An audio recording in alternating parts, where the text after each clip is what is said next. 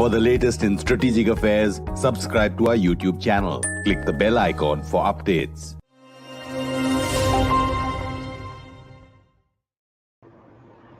Hello and welcome to the Gist on Strat News Global.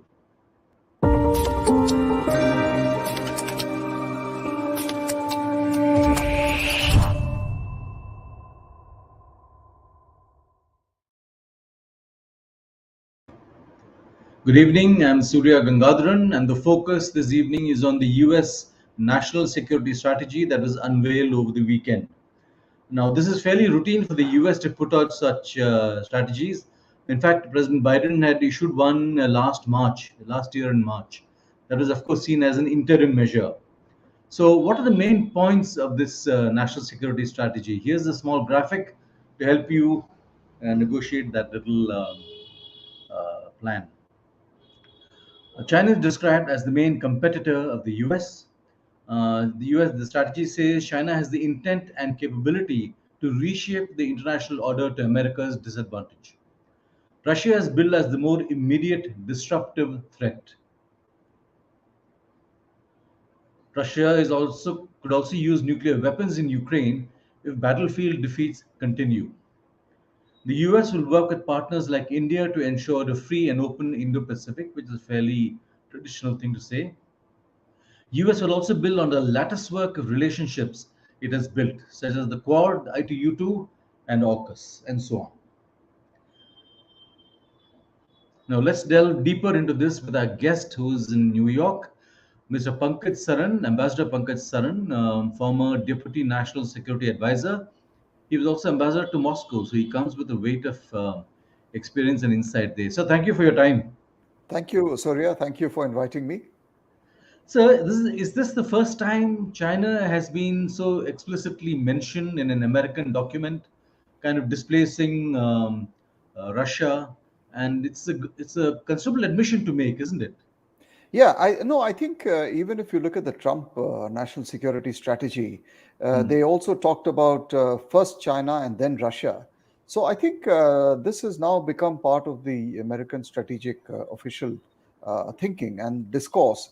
The difference, I think, this time is that there is a more granular and nuanced treatment of China and Russia, in the sense that, as you have pointed out, China is being viewed as a more of a long-term strategic threat, whereas Russia is seen more as a disruptive, immediate threat. And so I agree that clearly in the US security thinking, China is looming as a much more important long-term security concern. And therefore, what is interesting here in this strategy is the fact that they are saying that this is actually the defining decade. And the word used is the period marks an inflection point in how the United States should respond to China as the sole long-term competitor to the United States.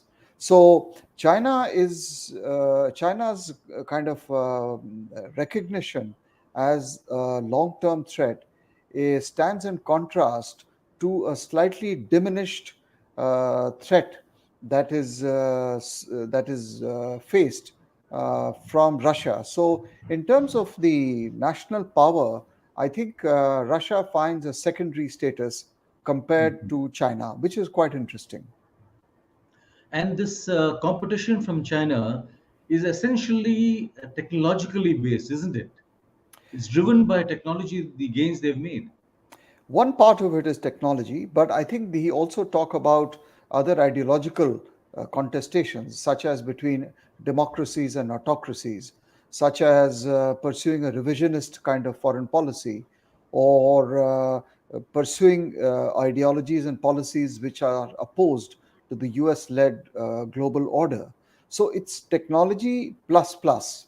So it's also, for example, how China is influencing the behavior of countries in the world, how China is ramping up its military strategies and military expenditure. So technology definitely is one part, but it is more than that.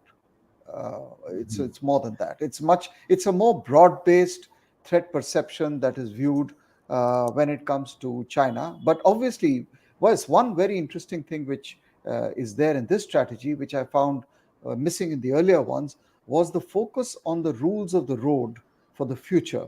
And that is a strategic direction which the United States is now, at least the Biden administration, is focusing on, which will impact the future, which includes just not only semiconductors and artificial intelligence and telecommunications, green energy, etc. But the idea that you need to also establish rules of the road for the future technology standards in the world is again something which is being done with an eye on China. So the rules of the road as America sees it. This is basically about As American survival, isn't it? American preeminence.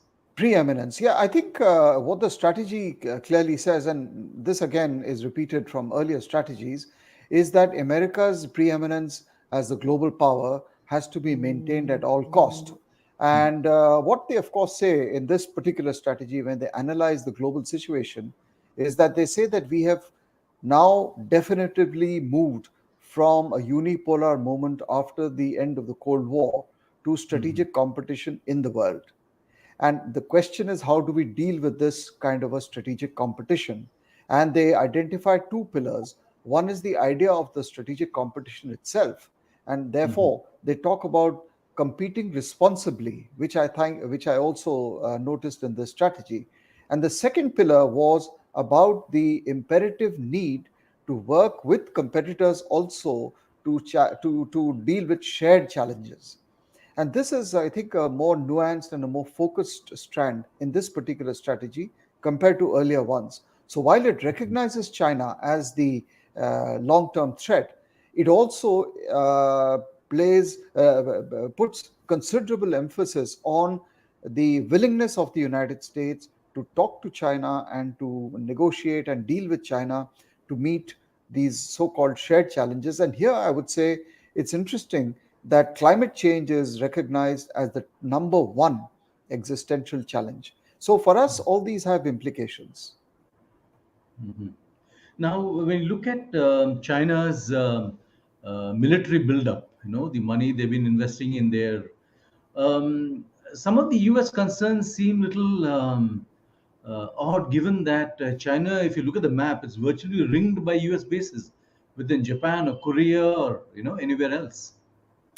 Yeah, I mean, that's at one level for sure. I mean, this is a decades old kind of US military strategy.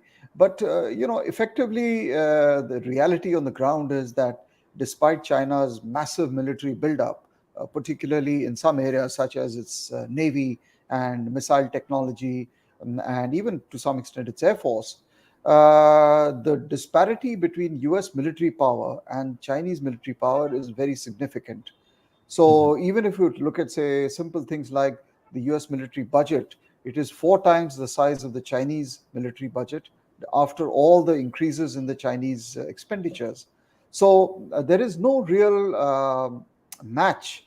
Even in, for example, if you look at the Navy, the United States has 11 aircraft carriers which are present throughout the world, whereas China has only two right now, planning a third.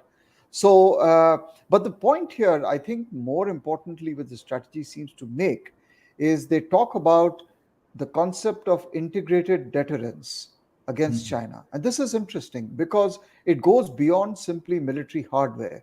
It talks about various other aspects of deterrence, whether it includes your intelligence capabilities and, of course, your technology. And so they have come up with a rather holistic and a well thought through strategy on how to maintain this military domination. And I think, like all previous strategies, they're very clear that the American military might and domination of the world has to be maintained at all cost. So while they may have these bases, and certainly there is no question that China is under pressure in its immediate periphery from the US military presence and the presence in their allied countries, the Americans are planning for this decade ahead, and they are not taking any chances. Um, the Chinese reaction to this strategy, What is your sense of that? I I think if you look at the previous strategy in 2017 and then the national defense strategy which came out in 2018, both under the Trump administration, and this strategy, I think the Chinese have clearly internalized the fact that in the American eyes, and especially the eyes of the American security establishment, they constitute the number one threat for the United States, and therefore they will, react and behave accordingly in terms of their national preparedness. But I think the Chinese would be rather pleased to also see two things. Number one is the I clear want to power come to, yeah. the first is the power differential that the strategy clearly exhibits between the national power of China and the national power of Russia. And as I said, Russia is posited as a diminished second power compared to China. So this would be something the Chinese would notice. And the second thing the Chinese would definitely notice is the repeated assertion in the strategy that the Americans will and must engage with China on matters of importance to the world at large, starting from climate change to energy to terrorism to many, many other aspects. So, this is something they will like because it reflects the view that the United States will engage with China on certain issues. Secondly, as I said, they are talking about responsible competition. So all these are things which actually would be somewhat of a relief to the Chinese. Although the rest of the document is aimed basically to deal with the Contain. threat. Yeah, Yeah. to deal with the threat. India gets a mention in the strategy. The usual standard terminology is used, major defense partner and all that, and the defender of the Indo-Pacific and that kind of stuff. How does the US actually see India? I mean, in the last 6 months or so, we've given them enough food for thought. Well, see, firstly, I think before we come to that, I think any US national security strategy is both contextual and Yeah. it is also ideational. And it is also rooted firmly in the US domestic politics. So, for example, there are so many aspects of this policy which stand out in difference from the Trump strategy.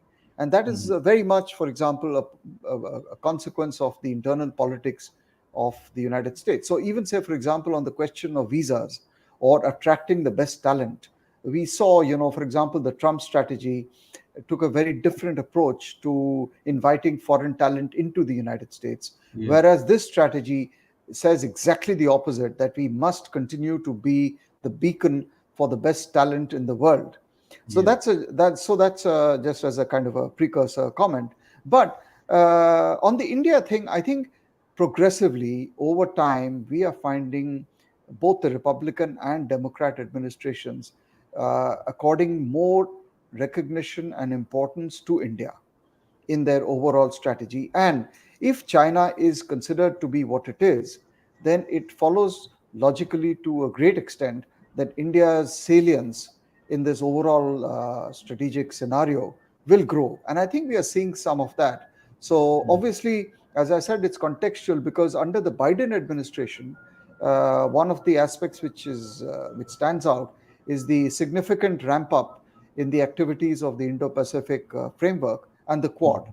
And of course, now we have the I2U2. I do you too, yeah. So I think there is that aspect also. And secondly, I think the absence of any reference whatsoever to Pakistan, because when you talk of India, you have to talk of Pakistan Yeah. also, is also significant because in the 2017 strategy there was a fairly detailed reference and to Pakistan, but that was more in the context of Afghanistan.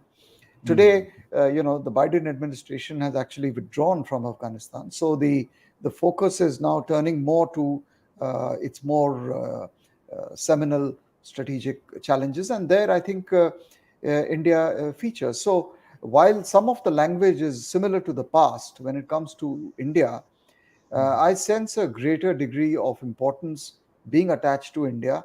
And I must also say that in this context, it is also interesting that when they talk of democracies and autocracies, and they talk of allies, and they talk of partners, but they Yeah. also talk of another third category of countries who are neither allies nor partners, but who are countries which share the same vision as the United States. And therefore, there is that much greater, compared to the Trump administration, outreach to the rest of the international world and the Committee of Nations, inviting them to join the US national security kind of vision, which is quite interesting. And again, this is so different from the Trumpian view, where Mhm. its own European and NATO allies were, feeling considerably Yeah. peeved at the manner in which the transatlantic relationship had moved. Mhm.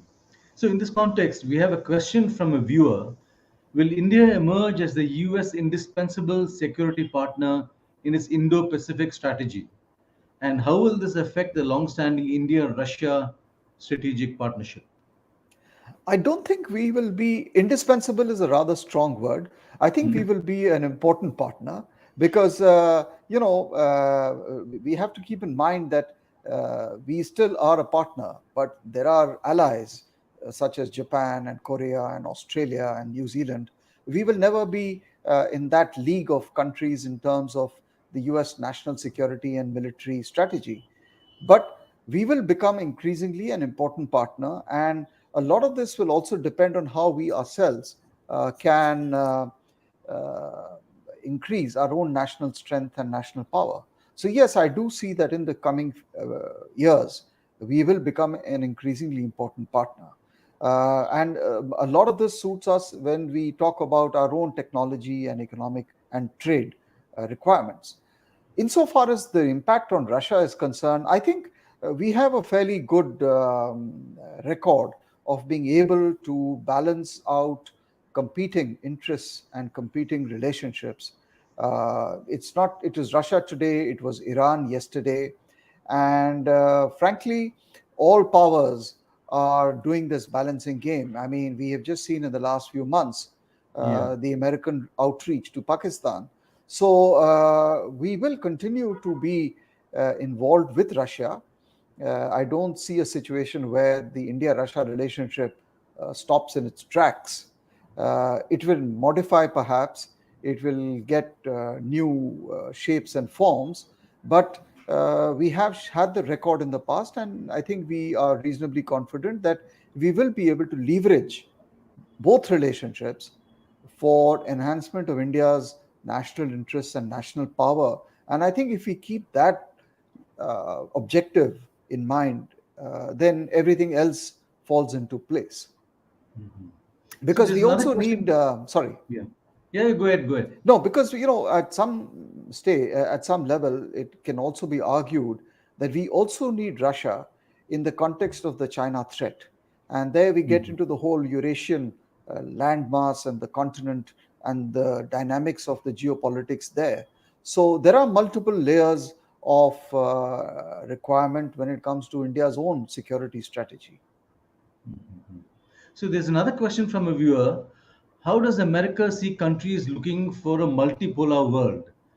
Even France is a US ally, so probably he's also referring to France as part of this multipolar dynamic.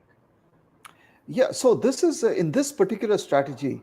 What is interesting is that there is a willingness and there is a clear assertion of the fact that the United States will look for international partners.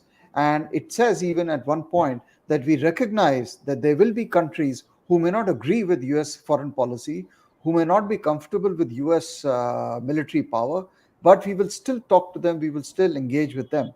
So, and their definition of the problem they have with Russia and China is largely about the revisionist foreign policies that these two countries are pursuing, which impinge on the current global order. So I think in that context, they are open to having multiple poles in the world, so long as some of the fundamental elements of the international order remain secure and enjoy integrity. Uh, but yes, the idea that the United States will and must remain the preeminent global power comes out quite clearly. So I think here again, we have to balance the US objectives for itself with our own national objectives about how we pursue the same period which the US is talking about of our own national accretion in terms of power over the next 10 or 20 years. I think it is quite obvious that in the next 10, 20 years, the Indian national power equations are going to be different from what they are today. And so, therefore, we will try and seek to work with a country like the United States and other like minded partners to the extent that it is promoting common values, common interests, meeting common concerns, common interests. But to imagine a world in which India might subsume itself into a larger US led alliance Mhm. is unlikely. So I think the United States, the fact that, for example, they are openly now, or willingly rather, talking about the need to be partner led rather than lead the partners. This is again a Yeah. phrase from this strategy. It's a very interesting mindset that they are Mhm. seeming to give more respect to the other partners, whether in Europe or in Asia or in other parts of the world. So let us see how this evolves. I mean, they do recognize that the unipolar moment perhaps is fading away or has actually gone. So, in this situation, maybe we might find the United States a more relaxed and a more inclusive world Mhm. power. But this is insofar as the Biden administration is concerned. We know Yeah. that there was a big difference in the worldviews of the Trump administration and the Biden administration. So, we have to keep that factor also in mind. I mean, would you say the Biden administration is more realistic about America's power, U.S. power today? It I mean, looks the to fact me, that. it looks to me because I was struck by the repeated references to being willing and not just be willing, but also pointing out that it is a necessity for America to engage even with a competitor like China on shared Mhm. challenges. And for example, climate change was something which the Trump administration had completely jettisoned Yeah. from their own national strategy. And the Biden administration has brought it right back onto the top of the agenda. So I think there is a more perhaps realistic assessment. And that is why the focus on the 10-year period. I mean, why is this strategy repeatedly talking about Yeah. this decade being the decisive Mhm. decade? Because they do see that in this decade, there could be a very significant ramp up of Chinese power. And this is the time they have, in their opinion, where they can actually take measures to ensure that they maintain their preeminence. So, Mhm. yes, I think they have a more realistic view. It's a more inclusive view. But there are some non negotiables. I mean, US military domination, the domination of values, the domination of the international order as we see it, the domination of the current international financial trade, investment institutions. All these are some things which are going to be preserved insofar as the Americans are concerned. Could the Americans also be weighing the fact that over this decade, it could see a decline in Chinese power given their demographics, given the way their economy is going to be performing, giving the focus more on ideology in this current Xi Jinping administration? Possible. I mean, possible, but I think the national security establishment in the United States is going to have a very hard look at the Mm. trajectory of Chinese power in the next 10 years. And if you were to base this analysis or forecast on what we have seen in the last 10, 20 years from China, and if you kind of extrapolate the growth, then I think it is quite clear that Chinese power is going to significantly grow. Grow. And unless and until you do not take preemptive steps by yourself and in partnership with other countries, you may actually land up in reducing the power differential or the power gap between the United States and China. And this is something which I do not think the American establishment will allow easily. Now, given my last question, what happens now? The strategy has been articulated. Do we now see a similar thing coming out from the Pentagon and the guys handling the nuclear strategy? Do we see similar statements coming out, vision statements? I think so. I mean, if we judge, if we look at the past practice, then as I said, in 2017 you had the security strategy, and in 2018 you had the national defense strategy. So there was a big convergence between the two, and it is logical for there to be a convergence because in the case of the 2017 and 18 documents, in both of them, China and Russia were featured prominently. Of course, the other third country which featured was Iran, which also features in this one. So yes, I think Yeah. we will see a national defense strategy of the Biden administration, and it looks that almost every administration comes out with its own security and defense strategies, and I think it's a good thing because everyone wants to know and understand United States thinking, and every administration brings with it its own, you know, concepts and its own vision of the world, and which is very important for everyone else to know. So, of course, this strategy, as I said, was also contextual because we it was the first strategy to come out after the pandemic, and it is a strategy that has come out as we are going through the Ukraine war and the Ukraine conflict. So context also defines the larger, longer strategy. So I think when it comes to defense and the nuclear, we will definitely see strategies unfolding, especially on the nuclear. Also, keep in mind that after the withdrawal of both parties from the Intermediate Nuclear Forces, the INF Treaty in 2019, there is a vacuum today. I mean, Yeah. in terms of nuclear arms control regimes.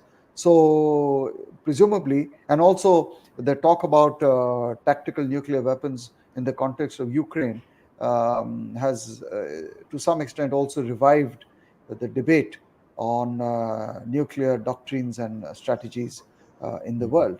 So I do think that we might see a follow-up to the strategy. So, last final question: how would you see South Bloc reacting to this? What do you think would be the sense when they look at this strategy? I think they're both pluses and minuses. I think on the positive side, I think the strategy recognizes the fact that China is the sole competitor, that it is a country that needs to be looked at carefully, and you need strategies to deal with this particular threat. Um, on the other hand, secondly, the focus on the strategy, as in the Trump strategy, on the rejuvenation of the American economy and of American national power, and return of manufacturing, and the focus on technology. All these are actually in convergence with India's own current national view about its Yeah, own own role in the globe, where the focus today, even for us, is on national rejuvenation and building up absolutely. our national power. So it converges with that concept. Uh, but on the other hand, when the strategy talks about uh,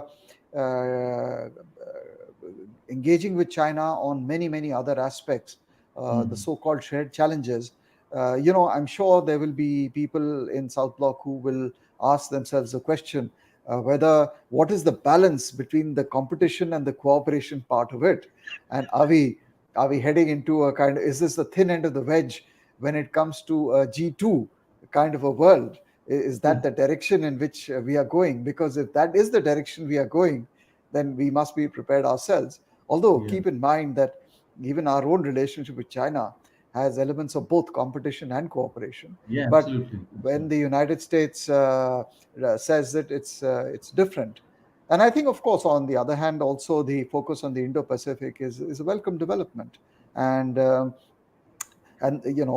whole focus on values and democracies. These are some things which I think will make people happy here. And the fact that the United States is willing to work with other countries who may not be either allies or partners but just Yeah. friends is also something which will be encouraging. So the only thing is, of course, that the Biden administration, this is the second year of Yeah. its current Yeah. kind of a government. And in 2 years' time, we will have elections in India. We will have elections in the United The States, US. and we just have to see which way these internal processes go. So I would somewhat put it along these lines. Ambassador Saran, great perspective. Thank you very much. Thank you. And let's see where this strategy goes. And maybe it's time India came up with something every year. Maybe it'll help. I think that's a great way to stop the program, and a great food for thought, because I agree with you entirely. And in the past, many drafts have been prepared by Yeah. the National Security Council Secretariat. So I am a perpetual optimist on this front. Thank you, sir. Great talking Thank to you. you. Thank you so much. Thank you very much. And for those of you who joined us on this conversation, thank you for your questions and the views you put forward. Do subscribe to our YouTube channel. Follow us on social media, Twitter, Instagram, etc. Thank you and good night.